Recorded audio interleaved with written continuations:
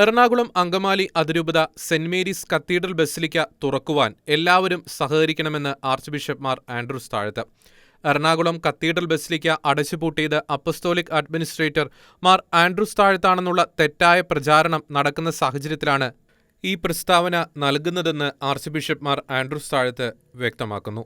പ്രസ്താവനയിലേക്ക്. Basilica വികാരിയുമായുള്ള മുൻ ധാരണപ്രകാരം 2022 November 27 apostolic administrator പരിശുദ്ധ കുർബാനയർപ്പിക്കാൻ ചെന്നപ്പോൾ 46 വാഹനങ്ങളിൽ വന്നിരുന്നവരും മറ്റും ഗേറ്റ് പൂട്ടി തടഞ്ഞതിനെ തുടർന്നുണ്ടായ തർക്കത്തെ തുടർന്ന് പോലീസ് ബസിലിക്ക അടച്ചെങ്കിലും അപ്പസ്തോലിക് അഡ്മിനിസ്ട്രേറ്ററുടെ അപേക്ഷ പ്രകാരം ബന്ധപ്പെട്ട സിവിൽ അധികാരികൾ ബസിലിക്ക തുറക്കുവാൻ അനുവദിച്ചു. എന്നാൽ ബസിലിക്ക തുറന്ന ഉടനെ സഭാധികാരികളുടെ തീരുമാനത്തിന് വിരുദ്ധമായി നിയമാനുസൃതമല്ലാത്ത കുർബാനകൾ ബസിലിക്കയിൽ തുടർച്ചയായി അർപ്പിക്കുകയും ചില വിശ്വാസികൾ അൾത്താരയിൽ കയറി അത് തടസ്സപ്പെടുത്തുകയും ചെയ്തു.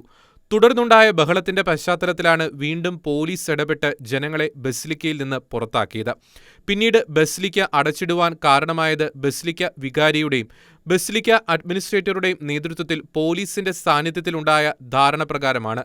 ബസിലിക്ക അടച്ചിടാനുണ്ടായ ഈ തീരുമാനം അപ്പസ്തോലിക് അഡ്മിനിസ്ട്രേറ്റർ അറിയുന്നത് പിന്നീടാണ്. അതിനാൽ ബസിലിക്ക അടച്ചിടാൻ അപ്പസ്തോലിക് അഡ്മിനിസ്ട്രേറ്ററാണ് കാരണക്കാരൻ എന്ന് പറയുന്നത് തികച്ചും തെറ്റാണ്.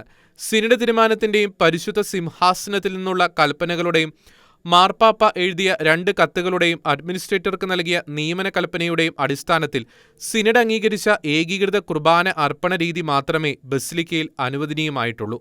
മറിച്ച് പൂർണ്ണ ജനാഭിമുഖ കുർബാന ചൊല്ലുകയാണെങ്കിൽ അത് സഭാ നിയമങ്ങൾക്ക് വിരുദ്ധവും മാർപ്പാപ്പ തലവനായുള്ള കത്തോലിക്ക സഭയിലെ കൂട്ടായ്മയ്ക്ക് എതിരായുള്ള പ്രവർത്തനവുമാകും.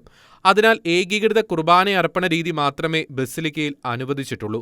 ഈ സാഹചര്യത്തിൽ 2023 മാർച്ച് മാസത്തിൽ ബസിലിക്ക ഇടവകാംഗങ്ങൾക്ക് എഴുതിയതുപോലെ ബസിലിക്ക തുറന്ന് സഭ അനുശാസിക്കുന്ന രീതിയിൽ വിശുദ്ധ കുർബാന അർപ്പിക്കുവാൻ സഹകരിക്കണമെന്ന് ബന്ധപ്പെട്ട എല്ലാവരോടും ആഹ്വാനം ചെയ്യുന്നു.